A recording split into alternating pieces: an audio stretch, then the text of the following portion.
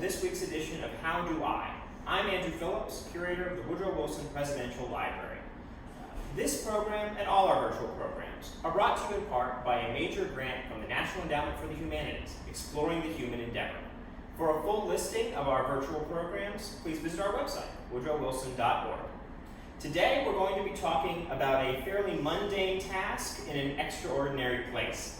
And that is, we need to put some gas into the tank of a 101-year-old presidential limousine. This is Woodrow Wilson's 1919 Pierce Arrow limousine. It is the oldest still operational presidential car in the country. And it was a part of the White House fleet starting in the summer of 1919, and he loved it so much some friends gave it to him after he leaves office in 1924.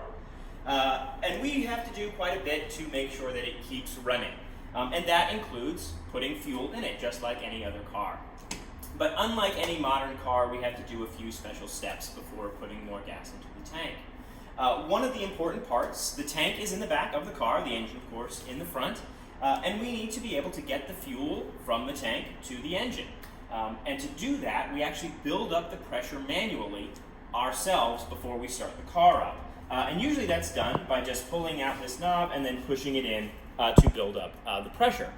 But in this case, we don't want to be building up pressure, we want to actually be venting it. And so instead of pushing in, I'm going to turn it to the vent position and push it back in. And now the pressure that had been built up has been released. So now we can go back and open up the gas cap. If we hadn't let out the pressure, that gas cap would have shot straight up, or even worse, right into somebody's face. Now, on a typical day, we would actually be at a gas station, like any other automobile.